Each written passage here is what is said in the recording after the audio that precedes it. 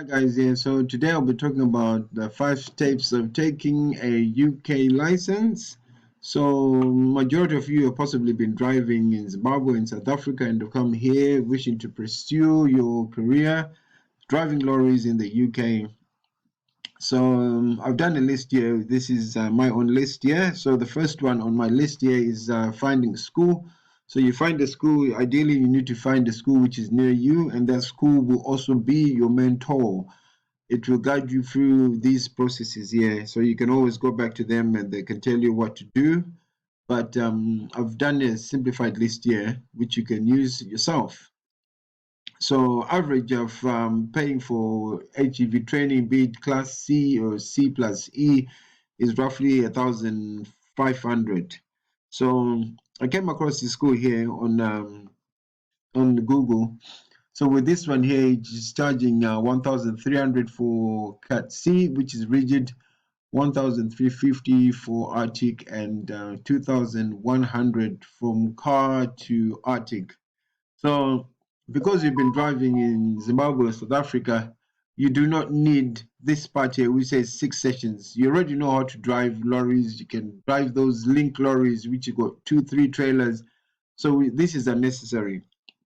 If you go to any school, you can actually negotiate with them, find a D school which charge you around about this much money, which in my terms is roughly 1,500.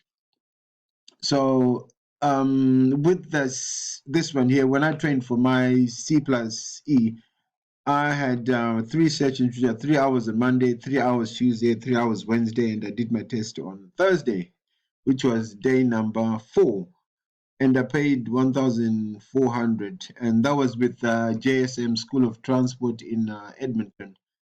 So wherever you are, that's London prices. So I'm sure if you're outside London, you should be looking at paying a lot less than this. So that was it for mine. So that's the first one, finding a school. So the second one is the medical. So medicals cost roughly £50. So the medical, the doctor signs forms, and then you fill in your part, and then you have to send it yourself in order to get the provisional HGV entitlement on the license. Right. So with the medicals, yeah, that's the cost here, which is roughly £50. That's HGV, which is heavy goods vehicle. LGV means large goods vehicle. This is just the same thing here, just people using different terms. PCV is for buses.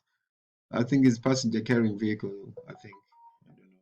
Then you got taxis and the other categories there. So the examination will take around 15 to 30 minutes, includes an eye test. If you don't do well in the eye test, you just recommend that you go and see an optician before you start driving. And then he will take your blood pressure check. He notes that, and you also inform him if you've got a family history of blood pressure. He does a physical examination, possibly, I don't know, nothing naughty. But anyway, yeah, he does the physical examination, a BMI check.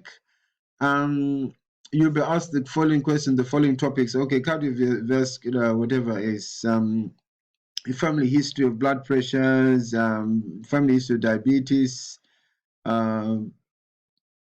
Check your back.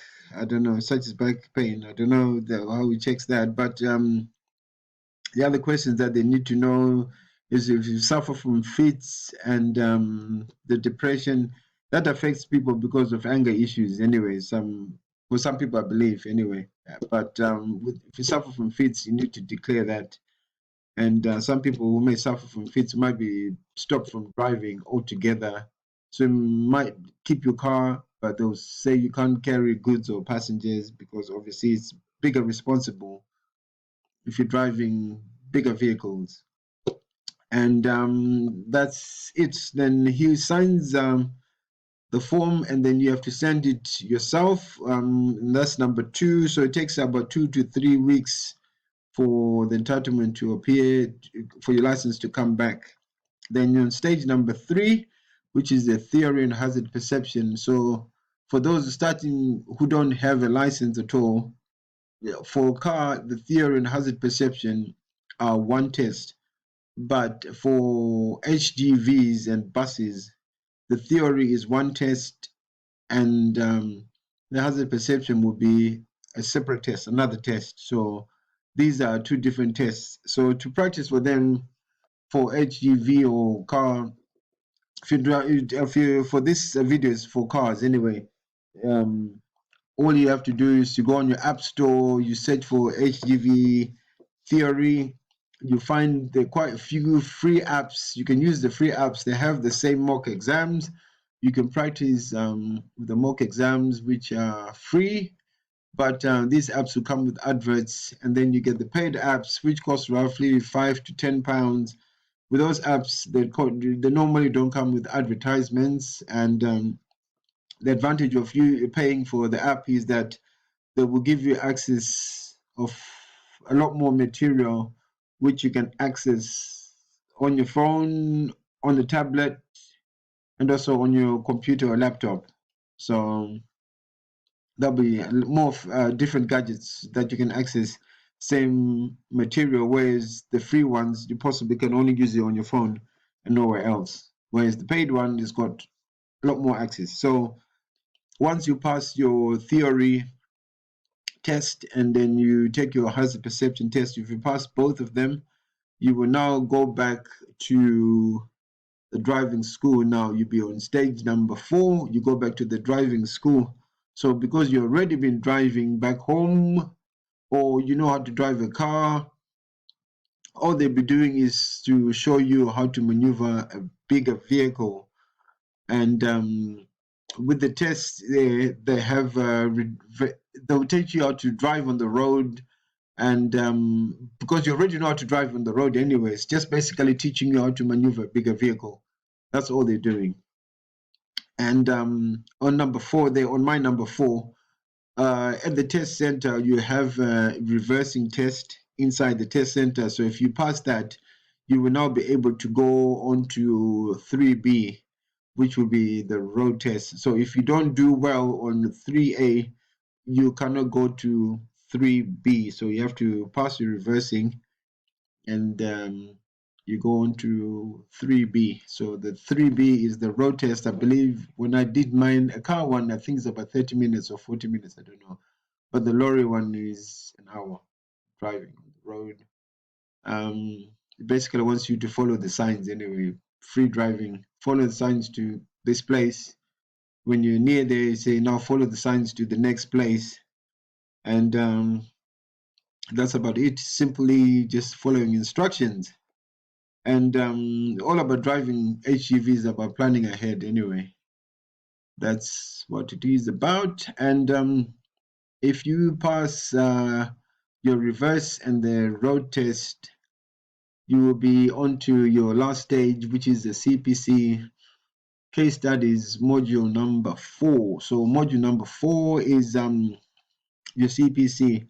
So this CPC here, if you look at all of these theory, hazard perception, and all that, they amount to part of your CPC. So for a new HGV driver, these the theory, hazard perception, reverse road amount to your CPC. And what you now need to do, the final part of your CPC, is the case studies, which is module number 4. This will be on a separate day.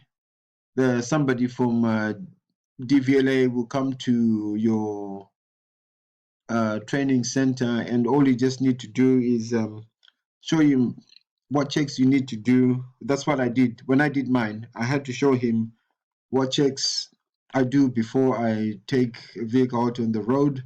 So all I did was showing him, check all the tire pressure, looks all right, tire condition, it's got enough threads, it hasn't got any cuts, any bulges. Next thing is the lights are working, lights are clean, wipers are working, wipers are clean, indicators are working, indicators are clean, the number plate is clean, general part of the vehicle is also right. the dashboard. There are no any warning signs, any Christmas trees on the dashboard, that kind of thing. So it's not a difficult test, but it's just basically you showing that you are a responsible person, and you know what you're doing, as in you are going to look at the vehicle before you drive out of your depot when you get your license. So just having to reassure him. So that is it, and you'll be able to drive. And the other thing that you need is a digital tachograph.